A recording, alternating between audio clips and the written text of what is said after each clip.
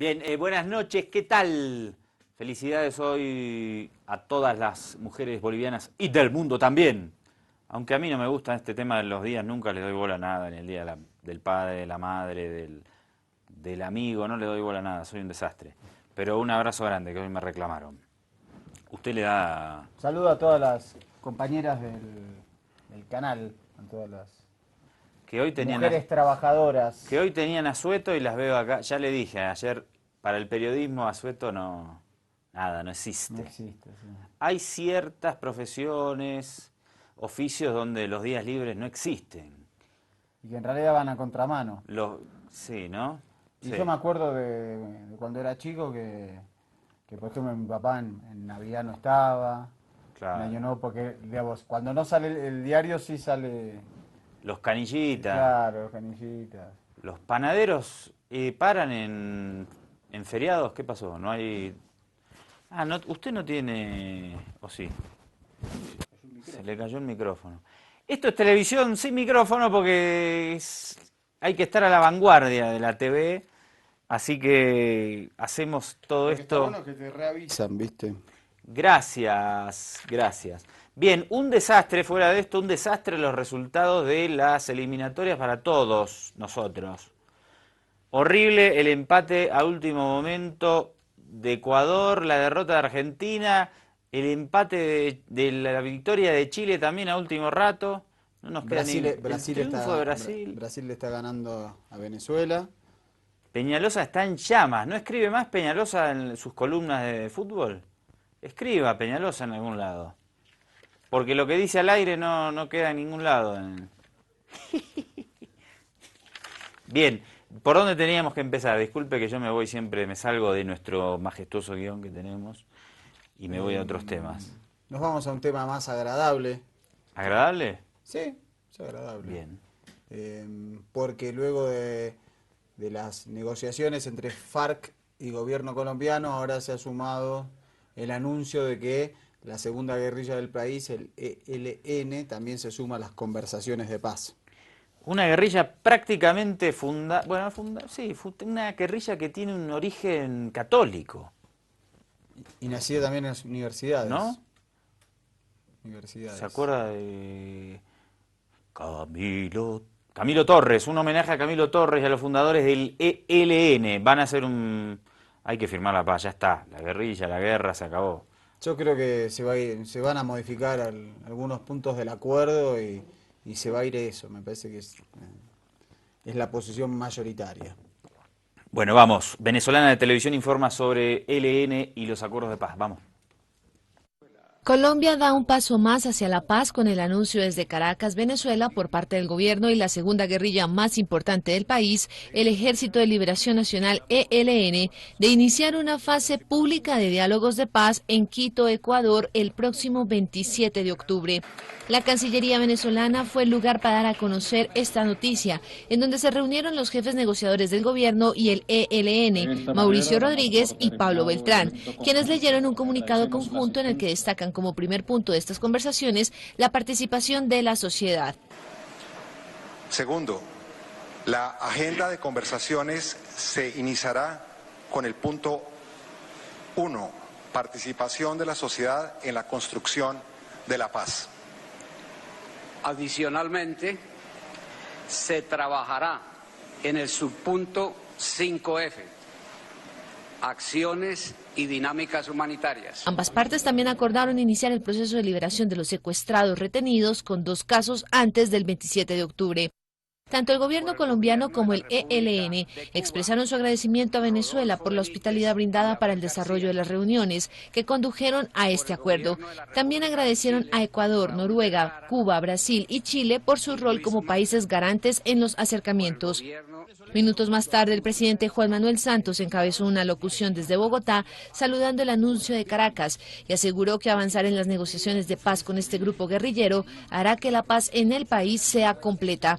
Y eso es lo que vamos a hacer ahora para conseguir la paz, que hemos anhelado tanto, por la que hemos luchado tanto, no se nos escape de las manos. El pasado 30 de marzo, el ELN y el gobierno colombiano anunciaron en Caracas el inicio de los acercamientos para concretar unos diálogos de paz, cuya apertura fue condicionada por el Ejecutivo a la solución de algunos temas humanitarios como el fin de los secuestros.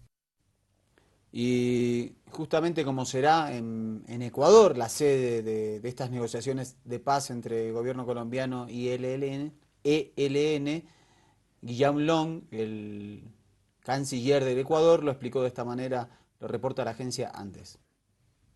El gobierno de Colombia y el Ejército de Liberación Nacional, reunidos en Caracas, en presencia de los países garantes, que son Ecuador, Cuba, Chile, Venezuela, Noruega y Brasil, han confirmado que el 27 de octubre se instalará aquí, en Quito, la mesa pública de negociaciones para alcanzar la paz. Esto es una gran noticia, nos llena de alegría y de esperanza. Las partes han hecho público la agenda con la que arrancarán los diálogos de las negociaciones. El primer punto contempla la participación de la sociedad en la construcción de la paz.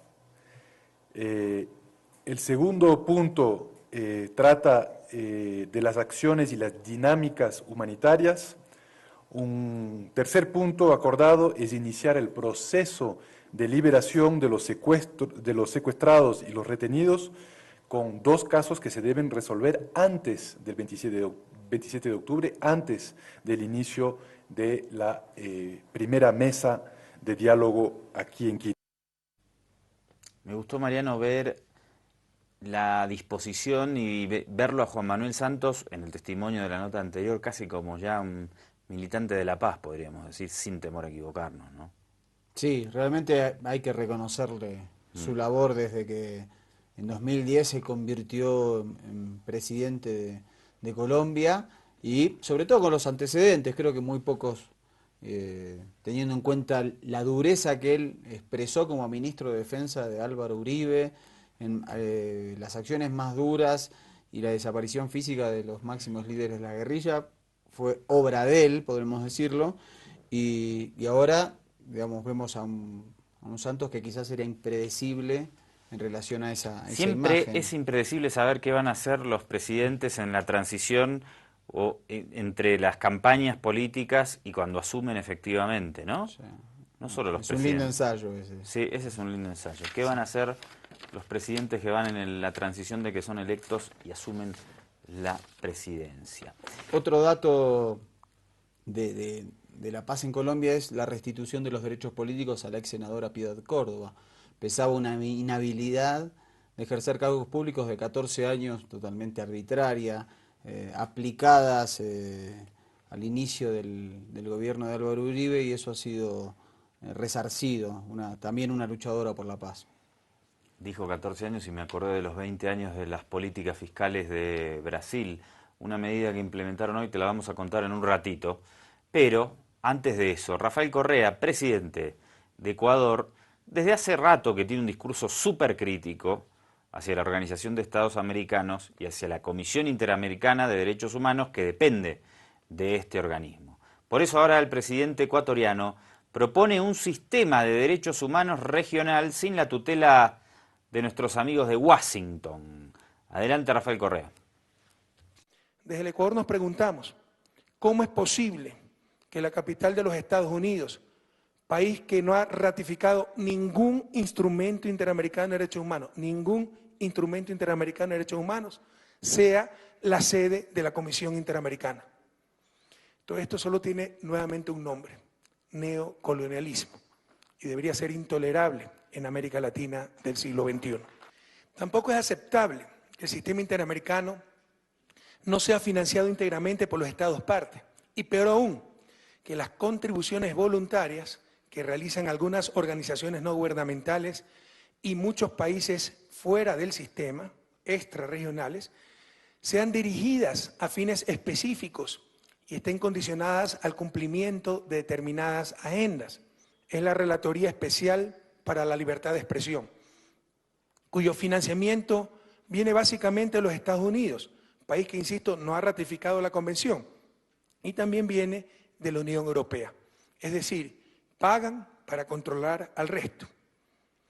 ¿Acaso este financiamiento propio, este informe independiente, supone la supremacía de la libertad de expresión sobre otros derechos, por ejemplo, el de las personas con discapacidades? De ninguna manera. Este tratamiento diferente sencillamente demuestra la supremacía del capital detrás de las empresas dedicadas a la comunicación. No podemos aceptar ya la imposición de los principios jurídicos o culturales de las grandes potencias para enfocar los derechos humanos en la región. Ni podemos tampoco aceptar la doble moral de ciertos estados americanos, miembros de la OEA, que no han ratificado la Convención Interamericana, pero deciden sobre su normativa, sobre su institucionalidad, incluso sobre el salario de sus funcionarios.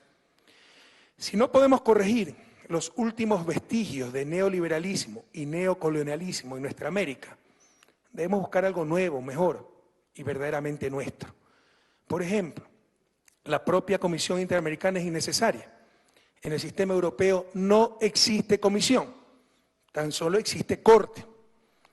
Esa corte interamericana, compuesta por jueces profesionales y con sede en Costa Rica, país que ha firmado todos los instrumentos interamericanos de derechos humanos, como Ecuador, puede y debe tener las funciones de promover los derechos humanos y juzgar los atentados contra estos. Como entendemos muy bien que por los intereses creados, los juegos geopolíticos, lo anterior es difícil de lograr, probablemente ya sea hora de tener un sistema latinoamericano de derechos humanos. Todo está listo, porque básicamente somos los países de América Latina los que hemos ratificado el Pacto de San José y en consecuencia somos los únicos que reconocemos y nos sometemos a las decisiones de la Corte Interamericana. Un sistema latinoamericano de derechos humanos, digno, coherente, justo y nuestro. Bueno, a ver quién recoge el guante. Acá, yo mientras escuchaba a Correa, creo que hay uno de los grandes problemas que tienen los líderes de los procesos de cambio, es que me parece que las propuestas van mucho más adelante de lo que posteriormente la realidad te impone, ¿no? Porque ¿cuánto hace que vemos a Correa y al gobierno boliviano también criticar la Organización de Estados Americanos, a Venezuela también, que hay que salirse, y no nos salimos? Entonces hay como una y el tema es cómo cambias esas superestructuras. Es muy difícil. O cómo armás otras paralelas y las abandonás. Y me parece que ahí hay un problema, porque nuestros presidentes nos dicen, los progresistas, de 15 años para acá, tenemos que cambiar esto. Ok, estamos todos de acuerdo. Pero la realidad nos indica, después de más de 10 años, que no lo podemos cambiar. Y que ahora es más difícil aún. Ahora es más difícil, claro. Porque antes tenías por lo menos un contexto en el cual te permitió crear la UNASUR, crear la CELAC, crear otros organismos de integración regional que justamente intentaron anteponerse a la OEA. Pero eso te genera un problema de gobernabilidad, porque la gente dice, estos presidentes, puntualmente en cada país, ¿no? Vinieron y nos dijeron que iban a cambiar esto, y que había que cambiar esto y esto otro. Y no lo cambiaron. Y no digo que sea difícil, claro, ya te excede. no le estoy echando la culpa a los presidentes, pero es un problema. Porque si vos venís y me decís que hay que cambiar algo y yo estoy de acuerdo, después de 5 años quiero que se cambie. Y hay una burocracia y un sistema, un statu quo tan poderoso que en muchas cosas no se ha logrado cambiar casi nada. No, imagínate que existe, por ejemplo, en Naciones Unidas, el Consejo de Seguridad,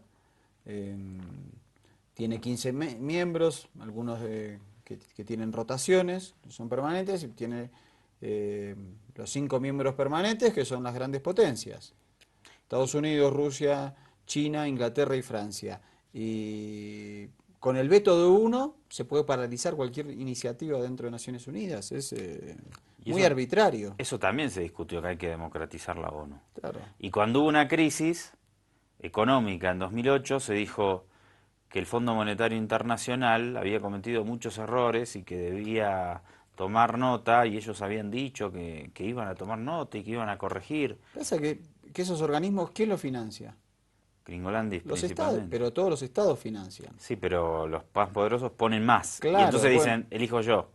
Sí, exactamente, pero todos los estados, digamos, para Naciones Unidas, para la Organización de Estados Americanos, para Mercosur, para todos los estados ponen dinero para ese funcionamiento, para los BRICS, para cualquier organismo de integración regional, ya sea económico o político. Y eso te marca, efectivamente, porque hay una decisión política ahí, de seguir sosteniendo esos organismos. Me parece que a ver qué pasa con Antonio Guterres, el portugués, que se acaba de convertir en secretario general de la ONU, y me parece que nos puede quizás en los próximos 5 años mostrar algunos cambios en Naciones Unidas. No era un candidato que quería Estados Unidos, quería un candidato títere que iba a ser Susana Malcorra, la canciller argentina, porque quería vaciar un poco de contenido a la ONU para que no esté tan limitado su accionar. Y me parece que ganó la Unión Europea con esa decisión. Hablábamos del Fondo Monetario justamente porque hoy hubo un comentario sobre Brasil. Vamos a la tapa del día, por favor.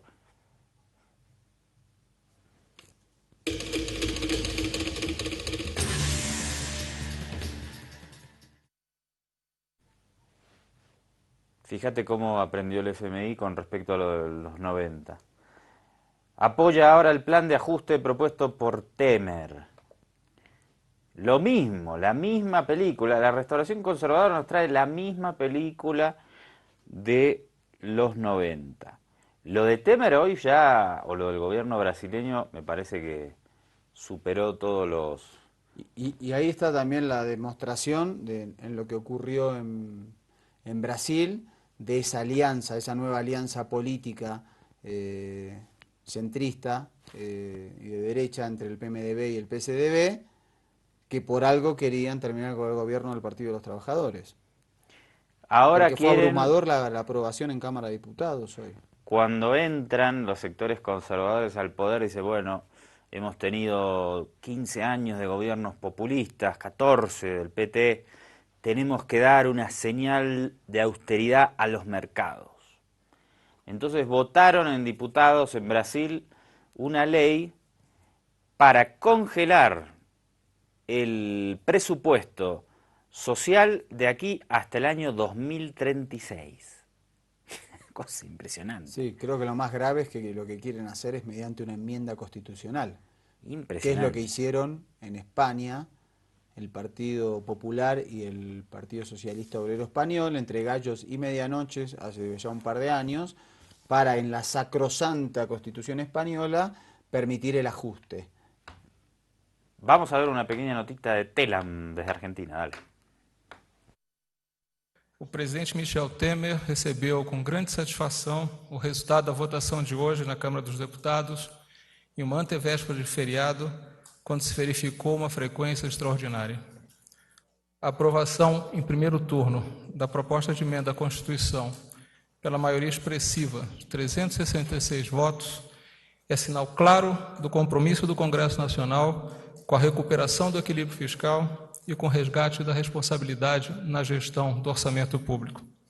A emenda hoje aprovada permitirá, uma vez em vigor, proteger a economia brasileira da irresponsabilidade fiscal e colocar o país nos trilhos do desenvolvimento com equilíbrio, com base no princípio que todos entendem, que cada família segue em sua própria casa, de que só se pode gastar o que se arrecada. É importante sublinhar que a busca do equilíbrio das contas não é um fim em si mesmo, mas é um meio para a retomada do crescimento, para a redução das taxas de juros e para o aumento do emprego. A emenda não retira nenhum dos direitos garantidos pela Constituição e preserva os gastos justamente nas áreas de saúde e de educação. Perfecto. Bueno, si le sale bien, no hay tan bien. Ya, a raíz de esto, Temer expresó su satisfacción y además dijo que no le importa ser un presidente impopular. Y no, si no necesita votos para llegar. Exactamente. Ya sabe que lo es, me parece que lo que a él le interesa es estar cumpliendo Pero ya es un poco exagerado. este legado a estos poderes fácticos del mundo que nunca pagan sus errores. Jamás, nunca pagan nada. El Fondo Monetario mandó a la quiebra a muchísimos países sobre todo del tercer mundo, pero... Y para quedar bien con Pagar no ellos paga ahora, nadie. después de todas esas experiencias que ya conocemos largamente, dice, bueno, no vamos a destinar ni un real más al presupuesto social hasta el año 2036. Porque puede decir, bueno, hasta que termine nuestro mandato vamos a tener austeridad fiscal, ok.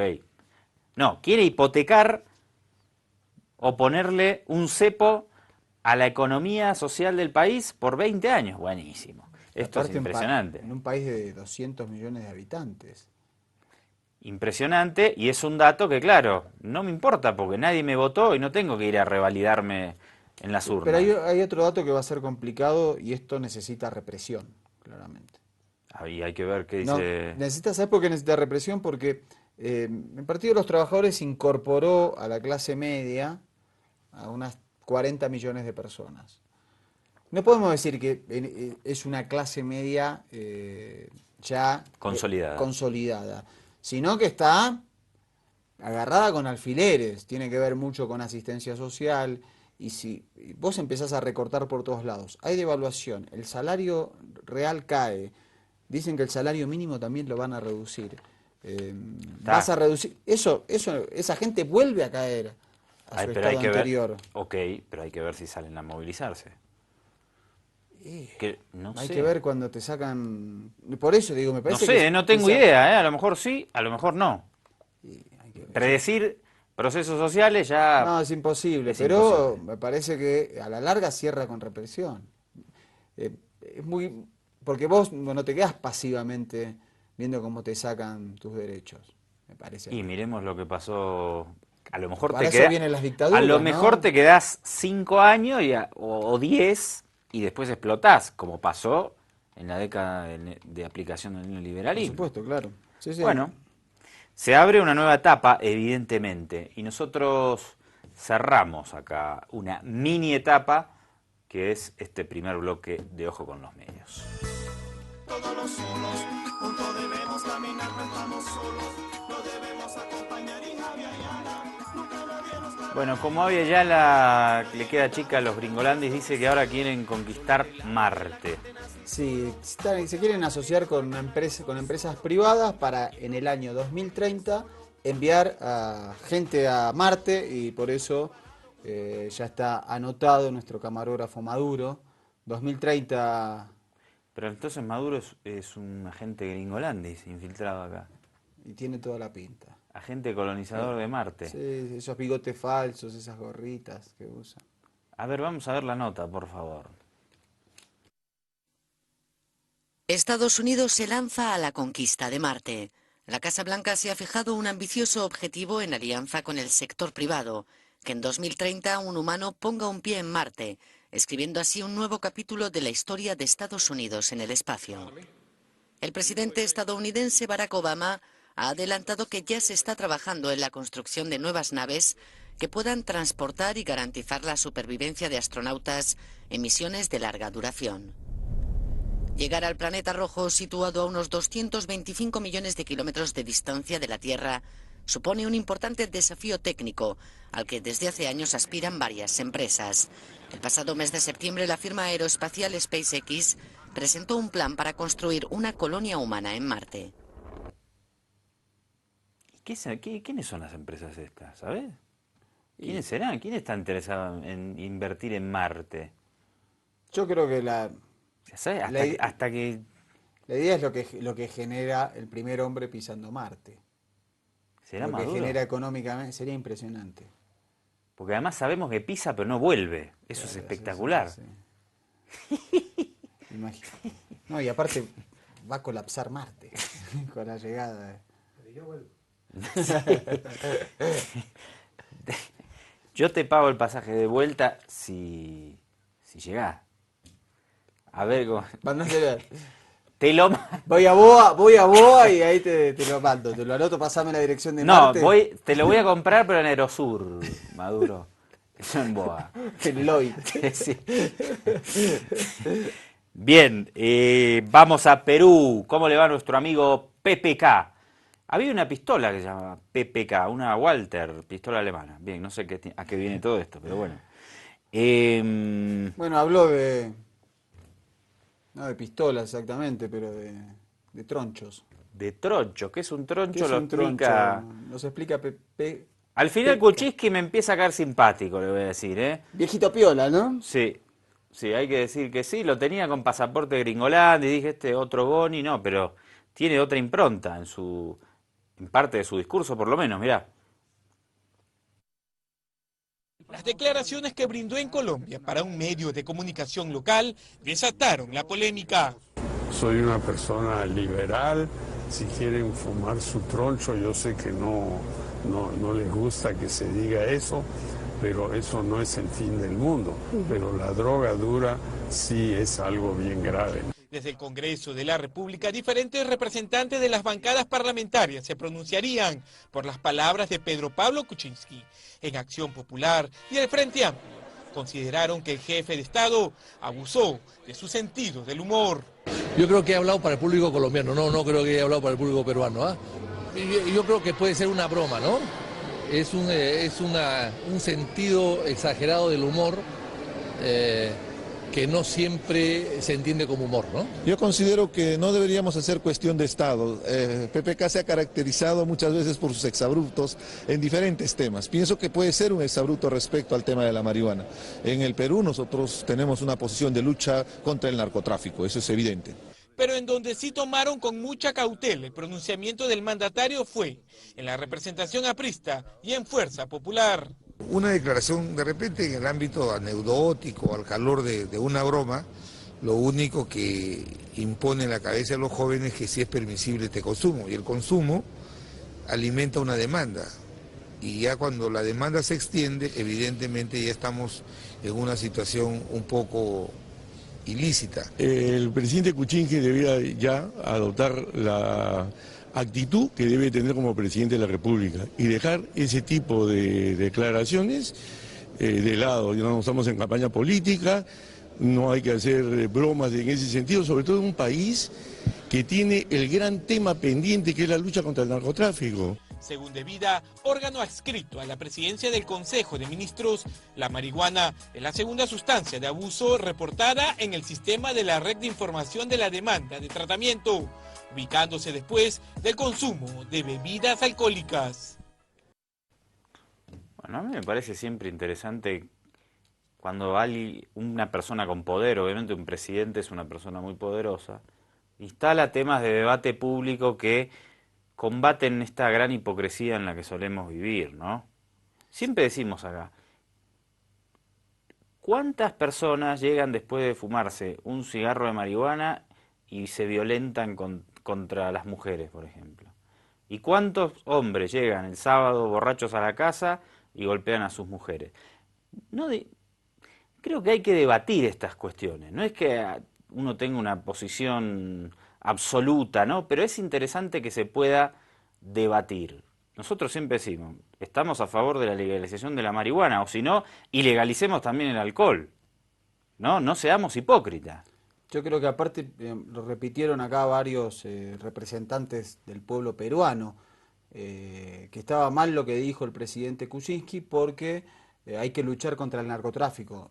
Son cosas diferentes, claro. Y me parece que... Y justamente me parece que es grave que legisladores no entiendan que personas decidan de manera voluntaria y personal consumir drogas, marihuana o la que sea, es una decisión personal. El narcotráfico se combate de otra manera, porque el negocio del narcotráfico pero el debate no lo realiza, digamos, un pibe que se compra 2 cigarrillos de marihuana. Pero el debate sobre el narcotráfico también es interesante, porque es cierto, si con las leyes que hay en la mayoría de los países, tenés que acudir a instancias ilegales para conseguir un cigarro de marihuana. Esto también es discutible. El expresidente mexicano Vicente Fox dijo, la lucha contra el narcotráfico la hemos perdido, tenemos que hacer otra cosa, esto también hay que debatirlo, ¿eh? ¿Cómo se hace para luchar contra el narcotráfico? Digo, aparte en México el narcotráfico ha infiltrado instancias altísimas del Estado de ese país. Está claro que la represión que ejercen en general los países terminan con, por ejemplo, el la mayoría, el 75% de las mujeres que están presas en distintos países del mundo, es un promedio general, están por menudeo de drogas.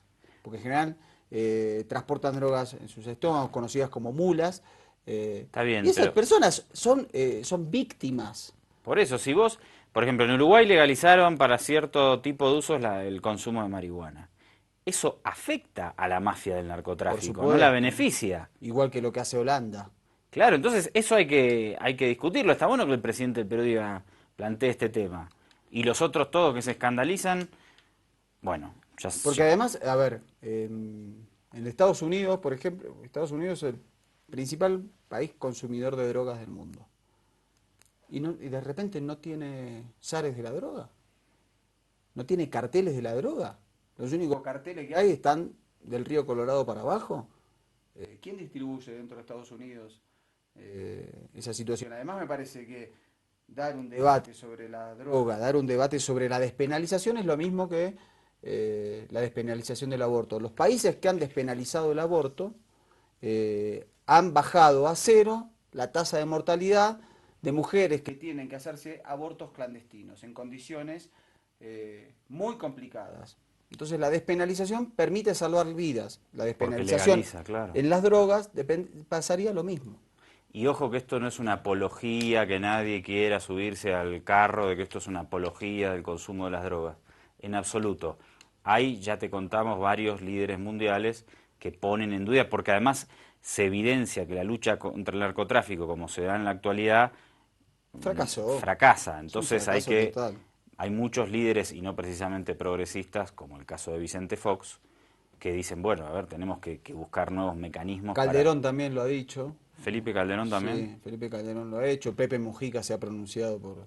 Había otro presidente de derecha que no me viene al... bueno, Colombia también ha legalizado el consumo de marihuana personal. En Argentina también, pero el problema es que aparecen jueces que terminan operando con leyes viejas, violando el Código Penal y esos cambios en las leyes. Y es interesante, podríamos repasar también lo que ocurrió cuando se ilegalizó el consumo de alcohol en Estados Unidos, por ejemplo, ¿no? Se disparó el negocio. Claro, cómo eso alentó el funcionamiento de las mafias, que claro, como estaba ilegalizado, operaban desde el contrabando y bueno, se generaban situaciones de violencia muy similar a la que ocurre entre los narcotraficantes de estupefacientes. Bueno, pero a partir de esto parece que algunos indican que puede haber influido en una baja de la popularidad de PPK. ¿Será así? Vamos a ver un reporte. Al parecer, sus pasos de baile, sus bromas y algunas medidas han perdido un poco de encanto. A 71 días de gobierno, la popularidad del presidente de la República, Pedro Pablo Kuczynski, tuvo una baja de 3 puntos. Pasó de 65% a 62% en el último mes, según Datum. Pero al parecer no habría de qué preocuparse. Porque en general hay un ánimo bastante más negativo y crítico por parte de la población. Y esto principalmente porque es cercano al 70%, dependiendo de las preguntas, te dicen que sienten que no hay resultados todavía en materia de seguridad ciudadana, reactivación económica, inversión privada. Y es que la inseguridad ciudadana, sus expresiones sobre la marihuana habrían incrementado en 7% su nivel de rechazo, llegando a 24%. Sin embargo, el público aún mantiene el optimismo en que la delegación de facultades al Ejecutivo ayudará en la gestión de PPK. Hay una preocupación en general de la población, porque finalmente el 62% es la mayoría, son casi 2/3 del país, que cree que hay un rebrote, y esto principalmente en Lima, el norte del país, Lima, el centro del país y parte del oriente. El norte un poco menos, probablemente su preocupación está más hacia el tema de seguridad ciudadana y narcotráfico. Mientras en el gabinete ministerial, Fernando Zavala lidera el ranking de aprobación con 44%, lo sigue Alfredo Torne de Economía con 39%, y por detrás llega Carlos Basombrío, ministro del Interior, con apenas 35% de aceptación. Por otro lado, el 62% de los encuestados considera también que Sendero Luminoso se está reactivando. De hecho, el 69% está de acuerdo con las facultades que se han otorgado. Sin embargo, sí hay preocupación porque, digamos, en el día a día hoy la gente no siente resultados, pero sí hay expectativas. Sí hay la confianza de la población de que este gobierno puede llegar a solucionar los problemas económicos, reactivar la economía concretamente y atraer inversión privada. Qué difícil que es gobernar, ¿no? Por eso yo digo siempre que me gustaría ser presidente, pero para ser expresidente. ¿No? Mientras pueda cumplir el mandato. Acá lleva poco, lleva 71 días, me parece que bueno, hay que darle un poquito más de crédito. Pero la revista Gestión Económica publicó que 1 de cada 3 peruanos no ha sentido cambios claro, lo que pasa en que su vida, ¿no? Es un presidente que tiene otro estilo, que ha roto con cierto estructuramiento de la clase política peruana. Pero claro, después, enseguida, si no tenés resultados políticos concretos, la gente dice, bueno, este es muy divertido, pero yo quiero que se me solucionen los problemas. Y bueno. Aparte debe estar, es complicado porque también tiene un Congreso en contra. Recordemos que la mayoría pertenece al sector de Keiko Fujimori, la hija del expresidente, y tiene posturas muy complicadas. Pero después es lo que comentábamos antes de la superestructura. Yo te digo a vos, vas a ser presidente de X país. Andá y solucioná en un año los problemas. No vas a poder. Imposible, no vas a poder. Y la gente te reclama. Cuando pasa un año está todo bien, pero después queremos que nos solucione. Y es realmente complicado. Pero bueno, de eso se trata la actividad política. Y hay que tener la suspicacia y la habilidad suficiente para poder construir la gobernabilidad, que creo que es lo más complicado en cualquier sociedad, más allá de las características peculiares. Exacto. Bueno, hacemos un cortecito con una nota más de Hispan TV desde Lima. Sí, en este caso, trabajadores están preocupados por la posibilidad de ciertas reformas a los derechos laborales adquiridos. El Congreso está debatiendo cuestiones vinculadas a la economía y al sector laboral, y por eso el temor lo reporta Hispan TV. El Pleno del Congreso le otorgó al Ejecutivo la facultad para poder legislar por 90 días, en temas económicos, entre otros. Ante ello, dirigentes de organizaciones laborales han anunciado que estarán atentos a las normas que decrete el gobierno. Todas las políticas que se implementen en el país tengan que tener un enfoque de trabajo decente. Es decir, que se promueva empleo, respetando las remuneraciones adecuadas de los trabajadores, que se establezcan diferentes modalidades de incentivos a las empresas, pero reconociendo los derechos laborales fundamentales de los trabajadores. Ellos esperan que se respeten los derechos fundamentales de los trabajadores sindicalizados, como la negociación colectiva, y se le dé acceso a la seguridad social. El 85-80% están en condiciones de carencias en seguridad social, en contratos adecuados, en todo lo que tiene que ver con los derechos fundamentales, la libertad sindical, la negociación colectiva. El Ejecutivo plantea con las facultades incrementar el impuesto a la renta para compensar la reducción del IGB. Sin embargo, para especialistas eso generaría mayor informalidad. No tiene mucho sentido porque desincentiva la inversión, es el efecto contrario a lo que están buscando con el IGB, y si es que tasas altas de impuestos incentivan la informalidad, ¿cuál es el sentido de subir el impuesto a la renta? Uno de los grandes retos es reducir la alta informalidad laboral que existe en el país. Según estudios del 2015 de la OIT, existe un 73,2% de informalidad. El gran desafío es de ver qué tipo de política pública se puede generar para que esta informalidad baje sustancialmente. Una de las medidas que ha tomado es una medida macroeconómica para efectivamente generar incentivos en el mercado del trabajo para que los propios empresarios informales encuentren el beneficio de la formalización. Los trabajadores esperan que el trabajo decente se tenga en cuenta en todas las medidas que tome el gobierno para reactivar la economía. Jorge de la Quintana, Hispan TV, Lima.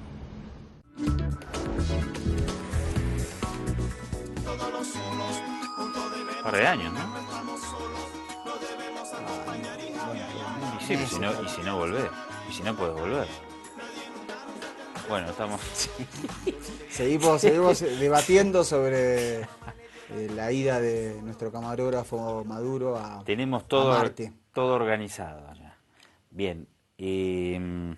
Bueno, cambiemos de onda porque lo que viene es muy desagradable. Sí, bueno, y me después parece, volvemos un poquito a la buena onda, dale. sí, me parece que es una demostración de que las redes sociales se han convertido en un lugar de mucha impunidad y donde las personas dicen cosas que están completamente contrarias al sentido común, ¿no? ¿Qué le pasa a la gente en las redes sociales? Es bien raro, ¿no?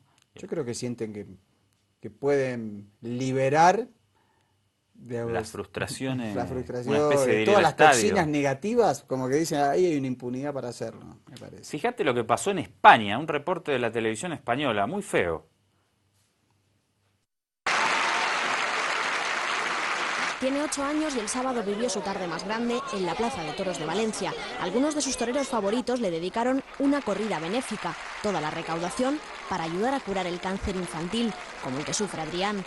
Horas antes de ese gran momento, nos contaba esto. Es una ilusión mía que quería que se hubiera hecho siempre y también porque me gustan mucho los toros, es una afición desde pequeñito. Pero no todos entendieron esa ilusión y Adrián recibió algunos mensajes como este en las redes sociales. Llegaban a desearle la muerte y lamentaban su tratamiento. Para mí no merece ningún calificativo ni nada de nada. Si con eso se olvida de la enfermedad que tiene, para mí estoy muy orgulloso de mi hijo. La familia, a través de la Fundación Toro de Lidia, va a denunciar a los autores de esos mensajes ofensivos. Uno, que es un menor de edad. Dos, que está en una situación de enfermedad difícil y grave, lo cual, desde un punto de vista de intención, es mucho más sancionable. Y, en tercer lugar, que se realiza a través de una red social. Los abogados recuerdan el caso del torero Víctor Barrio. Su muerte en julio ha acabado con 10 denuncias por mensajes de ese tipo y a finales de mes está previsto el primer juicio. La cuestión no es toros sí o toros no, dicen los abogados, sino el respeto a la ley. Muchos animalistas y antitaurinos han querido lanzar hoy un mensaje muy diferente a Adrián y han convertido esta etiqueta en lo más comentado del día. Adrián, te vas a curar. Bueno, una esperanza ahí al final. A ver si nos tranquilizamos un poco los seres humanos. Y nos... Sí. ¿No? Sí, porque además, a ver, particularmente, a usted tampoco, a mí no me gusta la práctica taurina, me parece muy sanguinaria. Pero este chico tiene 8 años, padece cáncer, le gusta las corridas de toros. Y ya tendrá tiempo de y tomar en todo caso, en algún momento podrá definir que no les gusta, pero por su afición a un niño, desearle que no se cure del cáncer, que se muera, que le vaya mal en su tratamiento.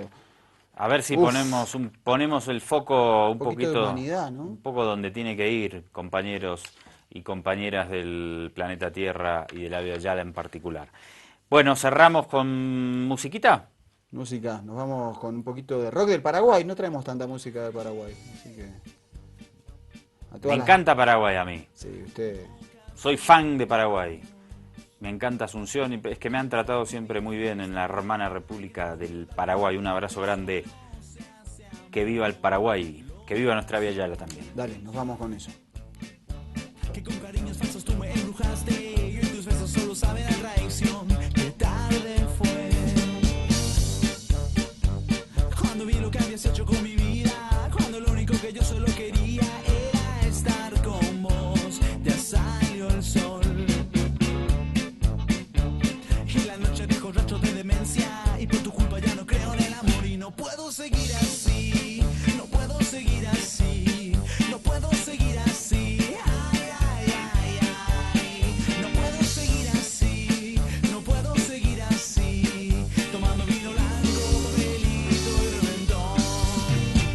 Qué tonto fui